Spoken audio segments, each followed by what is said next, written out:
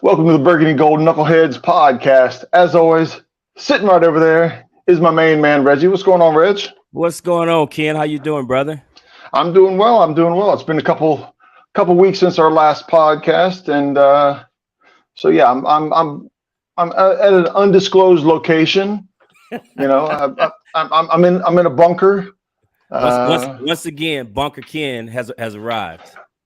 Yeah, it's a secure location. I can't let anybody know what it is. Hey Ma, I'll be with you in a minute. Get away. But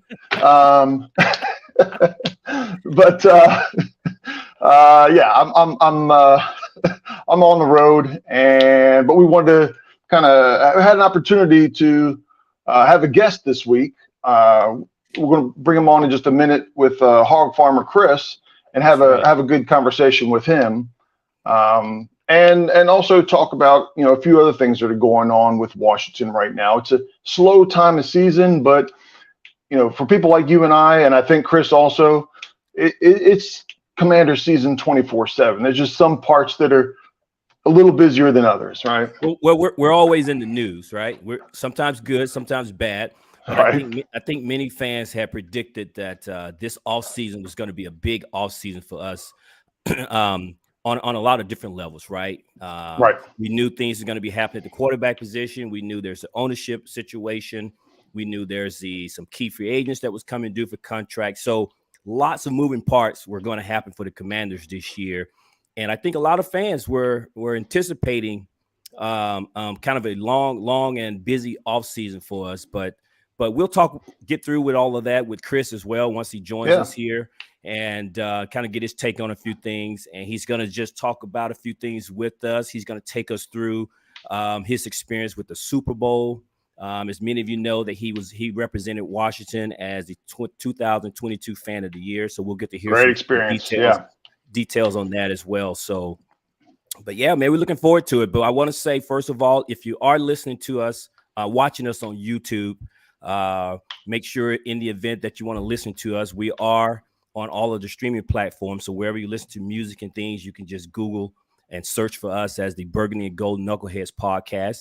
And if you're listening to us and you want to watch us, we are on YouTube. Our YouTube channel is the same as our podcast name. So it's the Burgundy and Gold Knucklehead podcast as well. So with all the commercial business out of the way, man, I think without further ado, people are here to see Chris. Yeah. They're tired of looking at our face, right? So, Chris, welcome, man. Welcome, Chris. Welcome, buddy. What's up, guys? Nothing. Thanks for joining the show today. Thanks for joining the show. Yeah, no doubt. Yeah, thanks for having me on. Yeah, so we appreciate it. Yeah, so to give an intro for those that aren't familiar with Chris's work, Chris is part of the Hog Farmers, kind of the revamped. I don't want to be out of place, but how the old Hogettes used to do their thing. A new generation, a new crew has come along. Tag the Hog Farmers. They're doing a lot of work with some charities, and I'll let Chris go into that. But Chris is a co-founder of that. And before we kind of get into that, Chris, Reggie and I have talked before about how we became Redskins / Commanders fans. Do you have a story yourself on? I mean, were you born and raised and just, is it in your DNA, or how did you become a Commanders fan? Yeah, actually, my mom was a big Redskins fan, and we grew up watching the games on TV. Okay. For people that follow my social, my dad was a huge Eagles fan. So, when I got a little older, I lived with him, but I stuck with the team that, I grew up watching. Right. Was there some conflict there, between you and your dad? I mean, in a fun way. No. They split when I was young. So, I lived with my mom for years and then my dad for years. And, I would watch the Redskins play because, that was the team I grew up watching. So Sure. Did you and your dad give each other grief over that? All the time. Yeah. Every time, twice a year. Right on, man. So he never tried to convert you at all? Nah, he already knew what. I mean, I don't know. Yeah, I'm a huge fan, so he already knew that wasn't going to happen. So it was too late. It was too late. Yeah, of course. Yeah. So clearly you were a fan for a number of years, from what you're saying, and then you'd seen, growing up, seeing the Hogettes. Did they have influence on you as one of the founders of the hog farmers? How did that all come about? What's the story of how that became something? So, I mean, when I was young, I didn't really know much of the Hogettes. I was a young kid. I knew of them. I didn't really know. I knew them as big fans of the team. Figures of the team. Right. Mm-hmm. Nothing much more than that. But when I got older, when I was in the military, about 2012, right, pretty much when they stopped really going to the games, right around that season, is when I took notice to their charitable work they did, and over $100 million that they raised for different charities. And when you say that, it's just like, wow, right? Yeah. A group of 14, 15 guys that could have that impact in the world is just crazy. So in 2017, me and a couple guys at the time, I got those bibs and I put them on, and I wanted to, just to have a bigger, more image for my fandom, more than just the jersey and the hat on game days. I just wanted to do something a little more, right? And then I just started incorporating this and all that. And those bibs were, one of the guys in there said, "Hey, you look like a farmer. You look like a hog farmer, right?" And I mean, that's just the name. Just kind of, that's how it really doesn't make too much sense, but that's the name we came up with. And now it's grown, right? And it's manifested into what it is today. But that's how it generated the Hogettes. And they were a huge inspiration into what we do, because, like I said, they raised so much money for the pediatric cancer world. I mean, cancer world in general, not just children with cancer. I mean, just the cancer world period, and a lot of different foundations. So they are the top pillar of that fandom when it comes to that. There's no other fans in any of the fan bases that can top that, right? So we wanted to do something like that. We didn't want to fight what they did. They wore dresses and they wore snouts, but we wanted to carry that tradition on in some way. So we mixed it to our own thing, and it is what it is. It is today. Now, Chris, a quick question for you. So the Hog Farmers Charitable Foundation I know it deals with cancer. Is it specific to pediatric cancer? Because I see on Twitter, you guys do a lot with kind of young adults, and I've seen some of the teenage, and I've seen some of the younger kids. So, but again, is it specific to pediatric cancer? Yeah, we are actually a 501c3 accredited charity through the state of Virginia. And it's actually a little different from what the Hogettes did. They weren't actually a charitable foundation. They just raised money for those foundations. So we are actually a 501c3 and all the work that goes into that. But yeah, we are our mission is to help children and their families with pediatric cancer. So it's children. I got you. So I knew that you guys were on the pediatric side. I just wasn't sure how far you would extend. And I'll let you decide if you want to share, but I saw a little bit of your story that they ran that also this kind of hit close to home with you.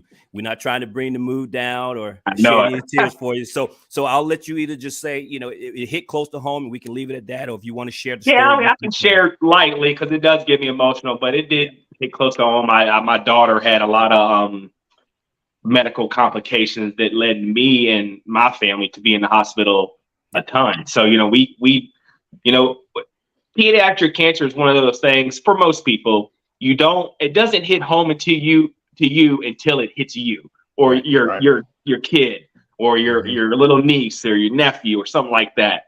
So when it happened to me, something similar, I knew how it felt. So, and when we got some assistance from some people, it felt good. It felt good for somebody to know that they cared. So that's why part of why we started. Yeah, absolutely, man. And so I was aware of that. I just wanted our listeners to kind of get a little bit more story that not only your reason why you got into it, but it also was very close to you as well, because I know it hit close to home with you and your family as well. So, so good deal, man. Good deal. Yeah. And I was saying it's because of your experience with that, you have a true knowledge of sometimes the little things that make a difference, right? We see huge medical bills, and that's one thing, but sometimes it's little things that you've experienced that make a difference. It might be a $50 item, a $500 item. It doesn't necessarily have to be tens of thousands of dollars of medical bills that helps the family through. And clearly you recognize that, and they're able to know those little things that other families don't. Yeah, a lot. Money is a huge factor. Financial stress is a huge factor. But there's so many other factors. Like the emotional stress, having somebody just to talk to, or an outlet and things like that. Somebody to come visit you. Money can't do that. Right. So with some of those things we add into what we do, make it special. Good. Have you had a chance to I'm sorry, have you had a chance to talk to any of the old Hogettes that, have you crossed paths with them in their old charity work and what you're doing now? Yeah, when I first started, I reached out to a couple of them, and it was when we first started, right? So we didn't have much credibility, and the initial advice I got was just to do your own thing and create your own image, your own style, right? And that's what we did. And over the years, I've got to know Boss Hog and a couple of the other ones. He was the man that started it. I talked to him often when I got some advice that I need. I talked to them. I talked to them quite often. I wish they came around more. They were at the Browns game, which is so great to see those guys. Like I said, because they're icons. They're people that I look up to for the impact they made in the world. So, but I keep in touch. Yeah, very cool. Right on. So just real quick, Chris, with that, the close word, because again, being on social media, and I think anyone that's a Commander fan have seen you guys at least once, whether it's on TV, whether it's through marketing through the team, whether it's on social media, whether someone took a picture with you guys and posted on their own account. Someone has seen Hogfarmer somewhere, even if it's Jeff with the crazy eyes, right? We have someone as a fan, someone has seen you guys. And so I want to ask you, man, what is probably, I guess, the most rewarding part that you guys get? Even yourself, you can speak for yourself here, for being part of this organization.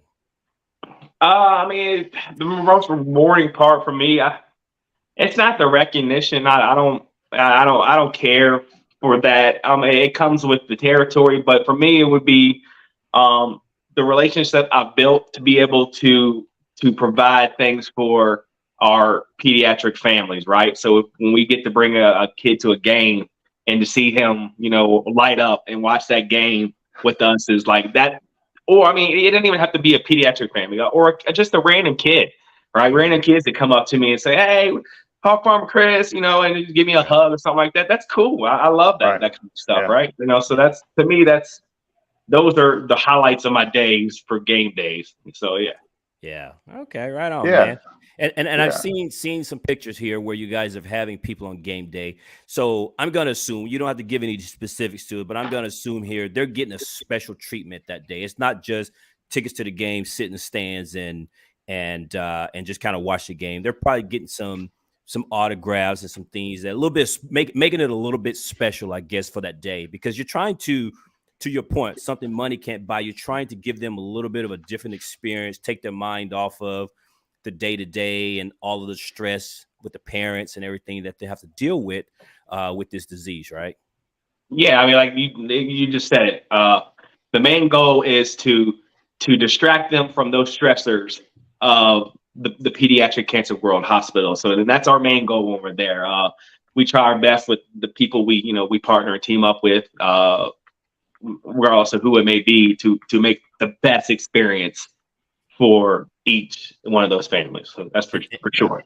And with that, I know We can go ahead and say with Jen. We've had Jen on before with us, so I know you Yeah, guys she's are awesome. partner. Yeah, Beyond Entertainment, they're a great organization. They put so much into what they do. I don't even think they, to run your own organization and all the work that goes into it, they put a ton, and they don't even put out half of the things they do and all the work they put into it. And it's just her. Yes. And the amount of work that she puts in, Lynn, with small kids.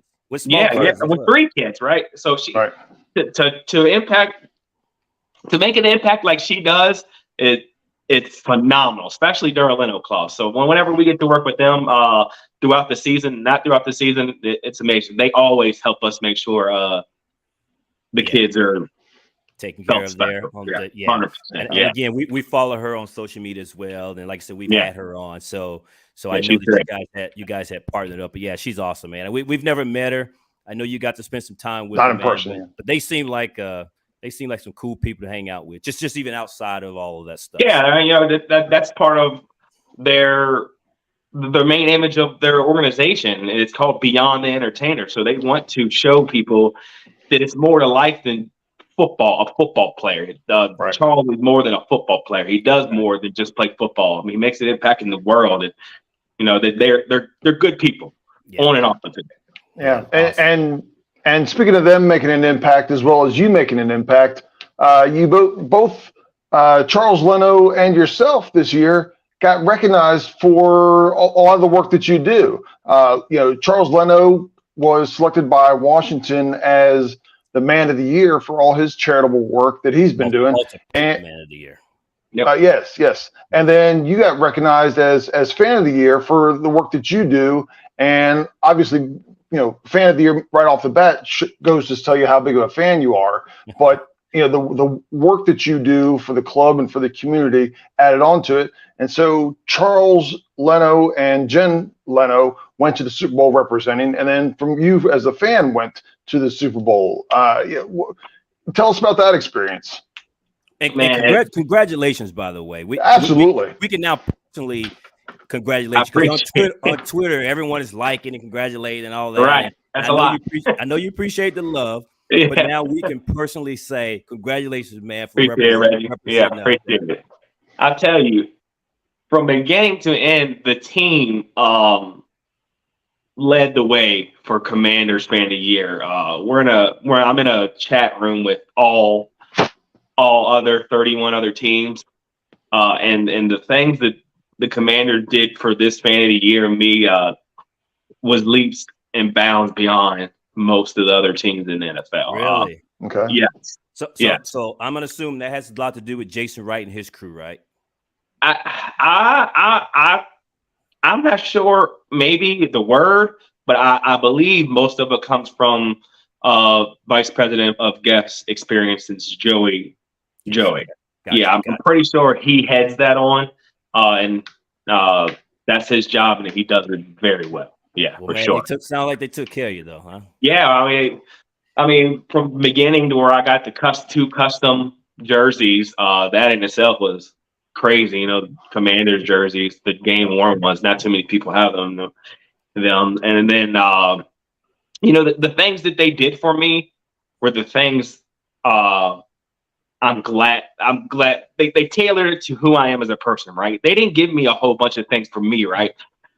We did things like went to Safeway and I went grocery shopping for some of my cancer families, right? So Safeway gave us a whole bunch of gift cards, and I got to go in there and just buy a whole bunch of groceries, and I got to give them to some of my families. So to me, that was awesome, right? So we did a couple other things, and then I did it in the parking lot at the Dallas game, where I went and gave out $100 gift cards to grocery gift cards to just a whole bunch of different people. I did some trivia and then just gave out things like $2,000 or $3,000. Yeah, which is cool. I like giving back. So that to me is fulfilling. I don't need a whole bunch of things. And then for the Super Bowl was just absolutely amazing. How long were you there for? Went Thursday to Monday. Okay. So they flew me out. Everything was paid for. Right. They flew me out first class. So me and my wife were literally what first seats with like, you know, 6 foot 6 leg room. You know, they fed us. I mean, it was nice, and we got out there. Wow. That's how Thursday. Reggie flies. Yeah. No. Not me usually. I'm usually in the back. Me too, Chris. We got out there Thursday, just enough time to get changed and go to NFL honors. So I get dressed and go out there, and we walk the red carpet like I was a celebrity. Okay. So I'm looking left and right, and it's all these players and, you know, coaches and stuff, and I'm just like in awe, like, golly, like, how am I here, right? Wow. Are you wearing Hogfarmer's gear, or are you wearing a suit and tie? Of course I am. Yeah. Okay. I just checking. A lot of people, a lot of fans didn't. They wore, like, they dressed up, like, you know, because it's a you know, dressy setting place. But I'm there as a fan. I'm there because I'm a fan. So I wore my hard hat. You're not just a fan; you're a Washington fan. You want exactly. Yeah. So fan of the year. Yeah. So I represented.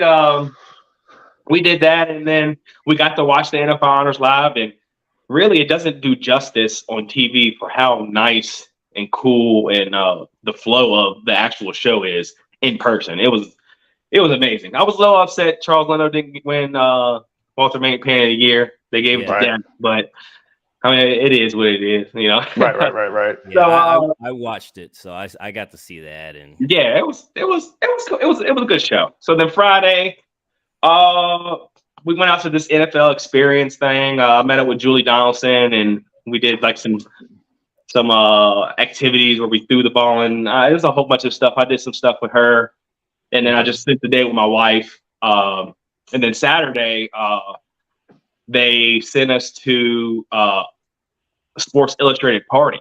So we walked. Now let me ask you this real quick. Now, when you're doing these things, is this what all of the team representatives for the fan of the year doing, or just this is just specific to you? Yeah, to speak on that, the NFL they did an amazing job coordinating all of this. So everywhere we went, all the fans went together on buses.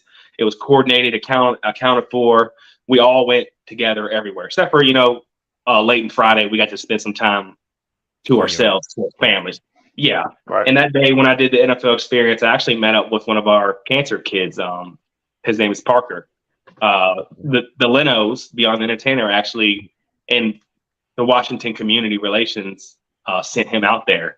It's one of the kids. So I spent half the day with him, which was awesome. He didn't, you know, he's in active treatment, so his stamina isn't very high, but we played together for a couple hours. It was awesome. Yeah.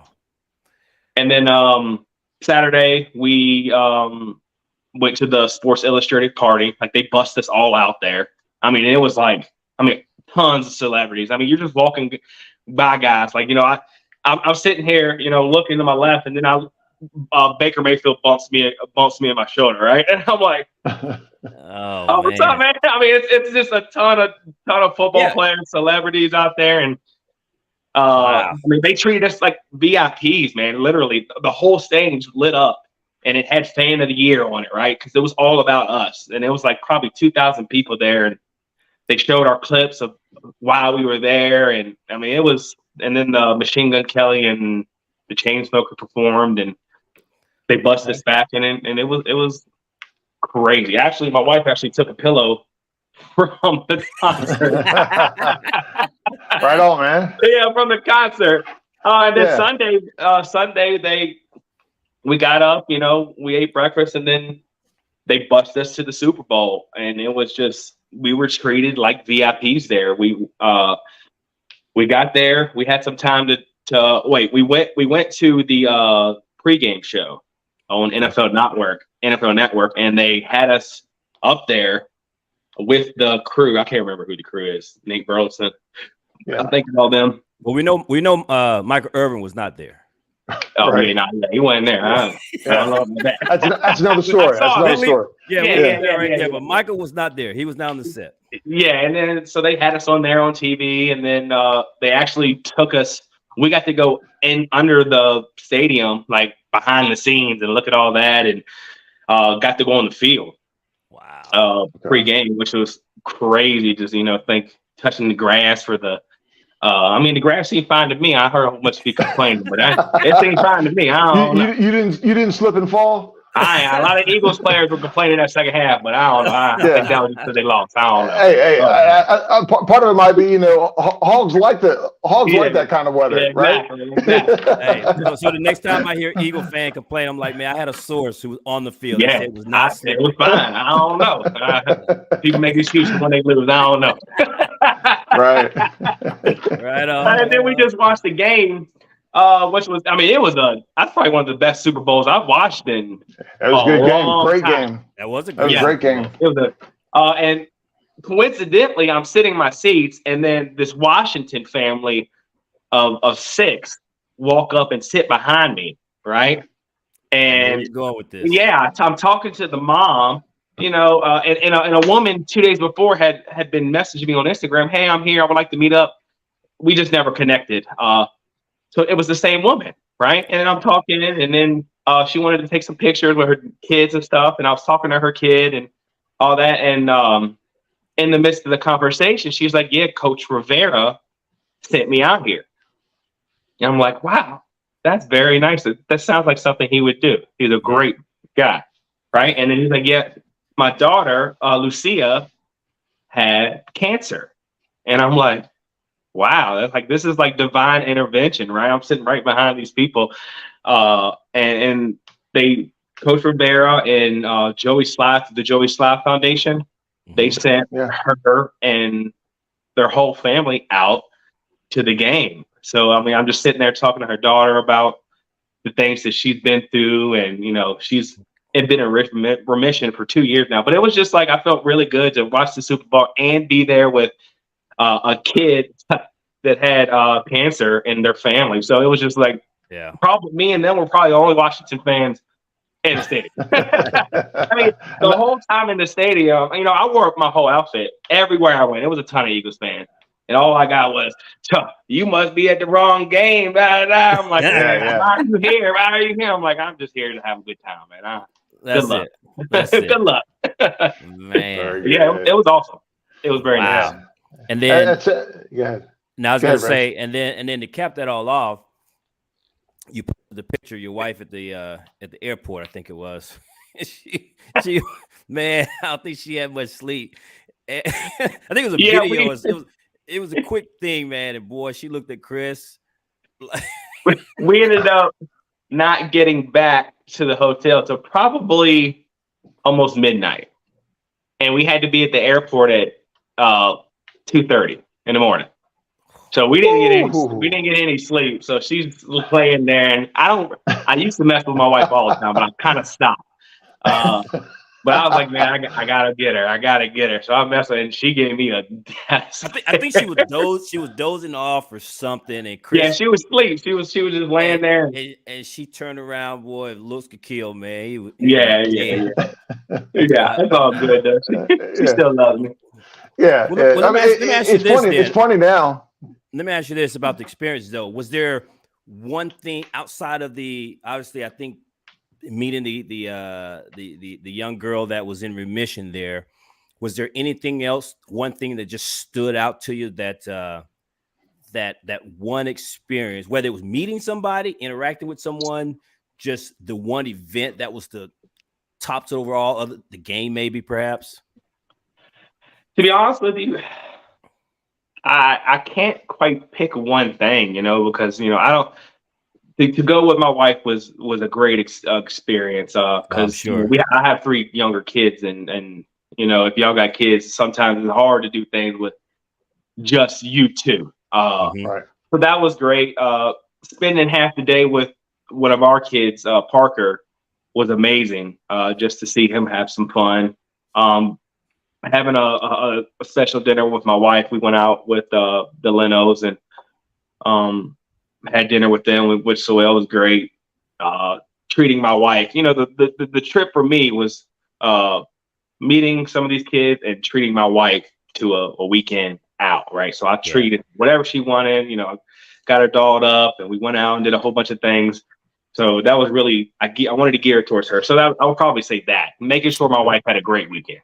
Yeah, fair enough, man. So let me ask you this, Ken, before he jump in there. So give us one thing that's kind of behind the scenes that us as fans, whether we've never been to the Super Bowl, that you could say that would kind of shock or surprise us, or just something that would go, you would never believe, and you finish the sentence, something behind the scenes that we would never get to see or experience. At the Super Bowl? Yeah. Yeah. I mean, I don't know. I always when you see the halftime shows. Okay. When you see and hear, there's not as extravagant as they are on TV versus in person. Mm-hmm. Rihanna, she knocked it down. What you saw on TV was just as amazing seeing it in person. From the dancing to the it was just crazy. The platforms, I mean, that was ridiculous to see those dudes 50 to 100 feet in the air doing these dances like they couldn't fall 5 feet. Yeah, like how were the fans watching the halftime show? Were they in amazement as well? Yeah. They were they into it? Yeah, they were into it, and the stadium made it to where you could participate to be into it. They prompted people to cheer, prompted people to turn their phones on with lights and stuff like that. I sat on the Eagles side of the stadium, right? So whenever I had to hear that stupid fly, Eagles fly, and spelling out the name 50,000 times. So when they finally, the Chiefs stuff finally coming back, and those Eagles fans' heads went down, I just sit back, smile, like, damn. we could hear that on TV too, when they was doing that. We could hear it a lot, and then they were loud. The Kansas City doing the chant thing. We could hear all of that on the Tomahawk song. Yeah. It turned into Cry Eagles Cry at the end. So as Washington fans, we like that. Yeah. But man, we greatly appreciate this conversation. A little kind of behind the scenes, pulling back the camera. Pulling back the curtains. Yeah, but we'd like to talk, a little bit about a couple current things going on with Washington, the team, also, and get your ideas and your input. I don't know if Reggie and I had I think we did a podcast since they hired Eric Bieniemy as the offensive coordinator, and at the very end of the season, I don't know if they had fired Scott Turner or not, but there was a little rumble in the very early stages of Eric Bieniemy, and I told people, I said, if we end up with the ownership change, with the coaching situation that we have, with not having a definitive quarterback in place, for us to get Eric Bieniemy as offensive coordinator, that's like us hitting the lottery. It's like us hitting the lottery. And Ron and crew pulled it off. So, I mean, kudos to them. What are your ideas about Bieniemy coming into town? I like you said, I think it's with everything going on with our team, with the possible changes, for a man to be so distinguished in his last 5 years, to want to come to Washington to prove himself, you got to tip the hat to whoever made him come here. Coach Rivera, Jason Wright, what other contributing factors for him to come here with everything that's going on? Like that, it's amazing. For a coach of that caliber, that's great. Yeah. And I think a lot of the NFL doesn't realize, the NFL fans don't realize that, we're a quarterback away from being a serious contending team. Yes. Right. You take a top 8-9 quarterback and you put him in Washington, and maybe who knows what Sam Howell at the moment, that person's Sam Howell. But if we could have a top 8 quarterback in Washington, the sky's the limit. right? Yeah. With the talent that we have around him. So, I mean, clearly, I think that, Eric saw that and recognized it. He wasn't going to go to a team that is totally revamping itself. But instant credibility as well, right? I mean, Eric walks into the room with 2 Super Bowl rings, right? Yeah. He's a walking success, right? Right. He's coming from an organization that has been winning, so people are gonna listen. And so I gotta say, I was excited. I think most fans felt the same way, which was with Eric Bieniemy choosing Washington, because he didn't just he chose Washington. Right. It speaks volumes to what Ron and the crew has done, and also what he obviously thinks about what we have going on here. I mean, he had the chance to coach with Lamar Jackson. Yep. Right. Yep, and he chose Washington. He chose Washington, man. Yeah. So I'm excited about it. What do you think of the negativity that's kind of been talked about nationally, I should say? And when I say that, I mean, we heard Shady McCoy. Even if you listen to some of the talking heads on television, they talk about why would he do this. And so it's a very if you listen to the others, it's as if this was the wrong decision for Eric Bieniemy. How do you feel about that? I guess your take on that. I see why they say that, because of so much going on, with our team outside of the team.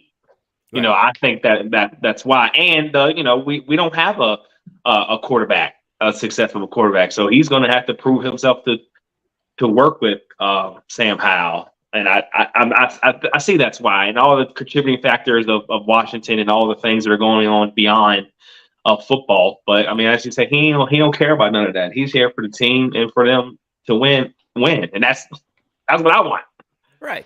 But I guess for me, it's like you can't sit here and say in one take and say, Eric Bieniemy being in Kansas City is keeping Eric Bieniemy from being a head coach. Right. And then when he decides to make a move that I'm going to assume it's to eventually be a head coach, you knock the guy for making a move. What was he supposed to do? Go back to the same situation that is preventing him from being a head coach? I mean, it doesn't make sense. Again, people should be talking about why he had to make the move, not talking bad about the move. Because to me, this is a bad deal that he had to do what he had to do in hopes of becoming a head coach. Because as we know, Matt Nagy and Doug Peterson never had to do this. Yeah. And if you look at Kevin O'Connell, Kevin O'Connell under Sean McVay, it's the same setup. And it was the one other coach that was under Sean McVay. They got head coaching opportunities sitting under a head coach who was the play caller. And Eric Bieniemy is the only one that hasn't done that. So I just hate that they're talking bad about him coming to Washington as opposed to putting the focus on the fact that he had to come to Washington in order to try to advance his career. Yeah, I mean, to me, I'm happy he came to Washington. So I am. Whatever contributing factors led him to have to do that, I'm glad he's here. Welcome. He's here now. Yeah. And I said before, I mean, in a perfect world, as a Washington fan and as a Eric Bieniemy fan, he would be here for 1 year, right? If he has tremendous success, that means Washington's having tremendous success, exactly. and then somebody's going to come and grab him. I mean, would I like Eric Bieniemy to be here for 3 or 4 years, 5 years? Absolutely. But at the same time, his success is tied to Washington's success. So let's all be successful, and wherever it takes him, it takes him. Let the cards fall where they may. Even if he does 1 year, he can come in and lay down that seed. Yep. So for the next player, let it grow. I'm sure. I mean, is he only doing 1 year, or that hasn't been talked about? It was a 2-year contract. It was a 2-year contract. But if he has tremendous success, somebody's going to snag him, right? That's the idea. Well, like you said, if he has tremendous success, that means we had tremendous success. Exactly my point. Exactly my point. Yeah, we appreciate it, man. Like I said, even for a year, hopefully he stays a little bit longer. But even if it's for a year, I think he'll set us up for success, as you point, laying the seed, laying the foundation for whoever's going to take over and keep this train going. So, So I got a question for you here. So we're picking number 16 in the draft. What do you think what position do you think we should target at the number 16? I don't watch a lot. Assuming we stay put. All right, I don't watch a lot of college football, so I don't know much about draft prospects and all that. Beyond, we're going with Sam Howell, right? Coach Ron said so. Quarterback is probably out the equation, right? I agree. I would probably either go offensive lineman or a corner. It looks like we just released McKay. I don't know if they're going to rely on the rookie, the young boys, which they probably would, but probably an offensive lineman. And I think that's what a lot of the mock drafts. Because I'm with you. I don't watch a lot of college football myself, but a lot of the mock drafts have us drafting either one of the corners or one of the top offensive linemen in the draft this year. So I agree. I agree with that.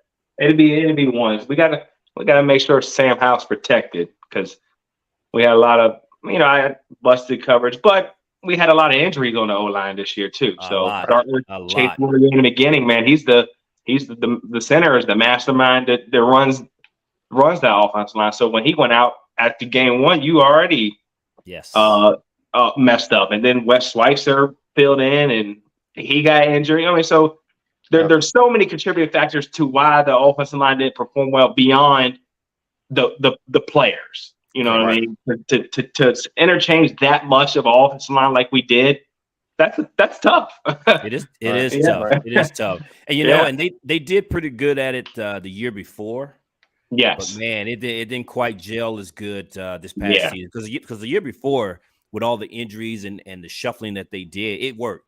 It worked. Taylor had some good protection, but man, it did not go well this past season. Didn't go as well this year. That's for sure. Absolutely. But I think it's obvious that Ron and crew are going to make some changes on the offensive line, upgrade free agency. However they do, they're going to. It's not anybody who watched a handful of games knows that there's definitely room for improvement there, and the clearing of the cap space with McCain, and also we didn't mention, but Carson Wentz being officially cut today, frees up some space to do that, especially if they go with Sam Howell. They're not paying high dollar quarterback, and so I think I saw somewhere in the 32 to 35 million at the moment range of salary cap. Lets you make a lot of moves between the draft, because most draft, first, second, third draft pick for offensive linemen is low budget by today's standards, and then they can fill in with a player or two in free agency. So I think offensive line is something that's, I'm not going to say it's easy to fill in, but I think it's not as challenging to make the upgrades that we need this coming year. For sure. Yeah, and I think with Eric Bieniemy and the style of offense he wants to run, we'll have a key say in the type of offensive linemen that they go after. And I think they're going to do that in free agency, and they'll draft too, I suspect, but certainly free agency. So, Chris, thoughts on Carson? Carson is no longer here. Thoughts on him? I mean, the thoughts aftermath, afterwards is, man, we paid a lot of money for that guy, and he underperformed. Yeah, absolutely. He underperformed.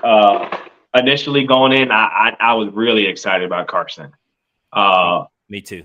And Ken was not. Yeah, he underperformed. He didn't perform the way he wanted to. He's a great guy. It seems like it. He's a great person. So I wish him success if he plays football somewhere else or whatever he does. But it's definitely the right move to move on for him. I really am kicking myself. I was talking to some other of the Hogfarmers pre-Browns game, and I really wanted Wentz to play. And I was so ready for him to just unleash. Right. And when he laid the goose egg, I was just like, we knew at that point. Anyone that was Wentz after that Cleveland game, we knew. That was like his shot to really kind of quiet a lot of the noise. And when he came out in that Cleveland game and didn't perform, he had a bad game. I was like, that's it for him. Yeah. And one thing I'd like to mention about the cuts today with Carson and McCain. With them being cut as early as it is, they're free agents now, right? So Ron is doing them a favor by because there's some players that aren't officially free agents yet, right? And so they can't start negotiating. So by Ron going ahead and cutting Carson and Bobby McCain now, they could sign a contract tomorrow and already have a team and be ahead of the flood of free agents that are going to come out there. So if a player is going to get cut, this is actually a good scenario for them. And I kind of given Ron and his crew a little bit of credit of, these guys weren't distractions. They weren't a negative. Now, maybe their play didn't meet where he wanted them to play performance-wise, but he's doing them a favor, whether a lot of people realize it or not, by cutting them now as opposed to a month from now, 2 months from now. Heck, they don't have to cut them until June 1st, right? Right. Yeah. I think some of this is just probably if you look at our front office, a lot of former players, right? From Ron, Mayhew, and Jason, right? So I think having been there and done that, I think being a former player plays a role in that as well. Bobby McCain, I think, is probably just a numbers thing because Bobby can still play on this team, but I think with his salary, it's just a dollars and cents thing with Bobby McCain. And to your point, Ken, I think it was to go ahead and get him released and allow him to get a head start on free agency because Bobby can still play on this team. Yeah. So I got one last question for you, unless you got something, Ken. I was just speaking of players, Chris, just get your thoughts on the decision. If you're the GM, what are you doing on this Daron Payne situation? Man, my take is not going to be a favorite. I like Daron Payne. Okay. I really do. But Daron Payne performed at a high level this year. He stepped up to that challenge of Coach Rivera and said, all right, and he doubled down. However, I don't think we pay the D tackle that big money. Okay. I don't think we do. And a lot of people were really upset when we didn't pay Matt Ioannidis. Okay. A lot of people were upset that we cut him. Were you one of them? Yeah, I don't like to see any player in the Burger and Gold get cut. They lose their job. Yeah, he was a great player. He was great. Yeah, he was a bruiser for us. And it's almost the same as Daron Payne. Daron Payne's definitely a better player, but I don't think the question would be as big if the rookie didn't get hurt. Darius Mathis. Yeah, at the beginning of the year, and see where he's at with his injury and where he's at. Because he filled in. I don't think he was played at a high level, but he was doing all right. But I don't know. That's a lot of money for a D tackle. But I wish Daron Payne the best. If he gets that money, hey, get that bag. So I don't know. Well, my take, and Ken and I share with you what we think. So at first, just give you kind of the short version. We thought we've always known, if you're a Washington fan and you follow this team, you knew there's going to be an odd man out, right? There's no way they could pay all those guys. First round. So when Daron Payne exceeded, and we saw how they platooned the defensive end in Chase's absence. For Ken and I, it was more or less you pay Daron, keep Allen and Payne together, and you do something with Montez. Right. If you expect Chase Young to come back, and then you platoon the other side opposite of Chase Young. Yeah. But I'm hearing now that Daron Payne could get somewhere in the $22 million a year range. That's a lot. I don't know, man, because now I'm thinking maybe you hope that Fadarian Mathis comes back, and then you roll with the WWE player Ridgeway. And you run with those two guys. Yeah. And you can even draft somebody, and you try to fill the gap because it's going to be a void from Daron Payne leaving, but you try to get something. My main thing here is what I don't want, whether it's Chase, Montez, or Daron, if those guys do not sign in Burgundy Go, don't let them walk for free. I don't want to see another Trent Williams situation. We got a 5th round. I don't want to see a Kirk Cousins where we get nothing. We seem to let guys go and we get nothing in return. So if you're going to move on from them, move on and get something for them. That's the only thing I say. All right. Yeah. Yeah. And I've kind of echo what Reggie said. The only thing that I would do is if I was going to keep him, I would immediately, or part of the process is look to trade Montez Sweat. We need a cornerback. We need offensive linemen. Make the trade and get value for him. To Reggie's point, get value for him now before he's gone. Because if you're signing Duran, you're not signing Sweat or Chase. Right? They didn't pick up the 5th-year option on Chase. Yeah, so making these decisions, let's leverage something for a draft pick or to improve our team rather than just letting people walk. But to your point, Mathis and Ridgeway combined, can they fill 90%, 85% together of what Payne was doing? It's something for them to answer. But it all comes down to the green. It all comes down to the green. I don't know the money numbers and all that, but like if I'm Coach Rivera and I'm sitting there in my office looking at my board of teams and what I want, and Daron Payne's contract negates, a couple other options that I could do. We'll see which one outweighs. Does Daron Payne worth not affording this offensive tackle free agency and this? It's just there's a lot of contributing factors. So it's a huge impact. Yeah, and I will say, Ridgeway, I've seen the numbers on him. He is sub 1 million. He's 900,000, 850,000, something in that range. So he's pennies compared to Payne. Just paying another D tackle. I'm talking about money to pay a free agent tight end or something, anybody. Right. Well, that money can be spent elsewhere, and I agree 100%. I agree 100%. With the role players, even behind Chase and Sweat, and then the players of Mathis and Ridgeway behind those guys, there's not as big of a hole if one of those guys leave as the holes that we have in offensive line, as example. So. To your point, I hate to see talent leave the burgundy and gold at any price, but unfortunately, there's a salary cap that you have to live in with the NFL. Duran worked himself into a big payday, man, and unfortunately, I think he's gonna have to be somewhere else. Good for him for doing that. Whether it's with us or with somebody else, he dang deserves it. He absolutely earned it, man. He absolutely earned it. Yes.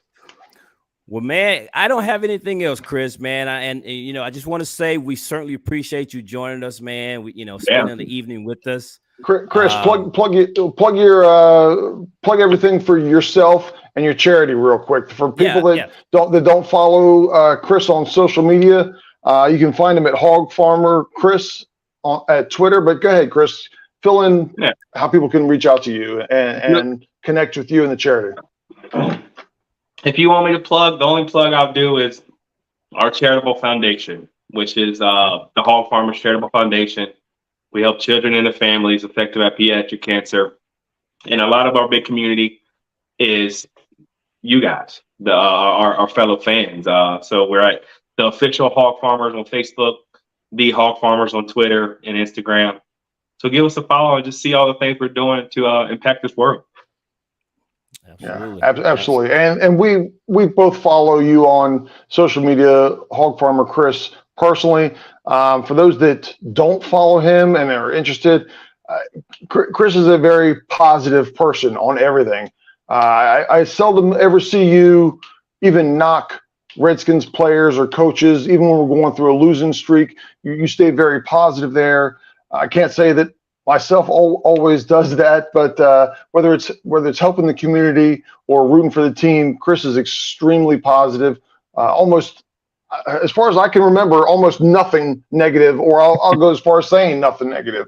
Yeah, And that's a credit to you in this day and age, you know. Absolutely, absolutely, because we've seen some rough days. Chris has been a fan a long time, like we have, so we've seen some rough times, and to always stay positive, man. And to a point that again, I'm on Twitter quite a bit, and I see people coming at you guys talking about team pays them, and they're just being stupid, man. It's like, why do you care that what they're doing? Why do you care that they're always positive about the team? Is that's what they want to be? Let them be positive. To that point, I got this analogy from you guys know who the rally captain is? Yes. Me and him, good friends. We went to a lot of games together. And when I go to these games, and the team in general, right, the experiences I have at the stadium when I go to away games, it's my cake, right? And if we win, it's icing on the cake. Right. Rally Cap says all the time. So I'm always gonna eat cake, man. To go out with fellow fans, hang out, all the stuff we do pre-game, and then the game itself. Some of the games, they suck. The team loses. Right. Right. But I'm always going to have a fun time, no matter what, right? So that's where the positivity comes from. So many things and contributing factors that come with that experience that I've built beyond winning a game. Yeah. Right. And then there's times, man, I'm going to say there's times sometimes I want to chime in, but you don't say nothing back. So it's like, well, if Chris ain't worried about it, then hell, I'm not going to worry about it. Nah, man, it's one of those things. Social media is a double-edged sword. Yeah. It is the hugest, can be the most hugest, positive, impactful platform you can use, but it can also be the most crushing, depressing, negative place in the world. And I usually 95% of the time just keep scrolling, right? Like, you can think what you want. I like to have my actions speak louder than my words, right? If you want to believe that, you believe that, and if you don't, then hey, this is where we're at. Right. I think a lot of it just comes from jealousy, man. I mean, a lot of people with, trust me, I wish I lived in the DC area and I can go to the games all the time, man. But we're here, so we make it a point to try to catch road games throughout the season and stuff like that. And but you guys keep doing what you're doing, Chris. Jeff. I know I'm missing all the other guys. Joe. Keith. Yeah, you guys just keep doing what you're doing, man. And hats off to you, brother. And again, we appreciate you taking the time and blessing us on our podcast and our listeners as well, man. So appreciate you. I appreciate it. And this coming year, there's a handful of games that Reggie and I are looking to potentially going to. And if you come to Dallas, hopefully this season might be the season that we cross paths and see each other face to face and we'll link up. Link up and cheer together, man. Yeah, so. I'm actually my number one priority with my family this year is the Dallas game, so I'd love to link up with you guys this year. If you're coming, it's a done deal. Absolutely, for sure. Yep. So, well, Chris, man, have a good one, brother. We appreciate you again, man. Thanks for joining us. Appreciate you, Ken. Appreciate you, Reggie. Absolutely. Until next time, knuckleheads. Peace out. Peace.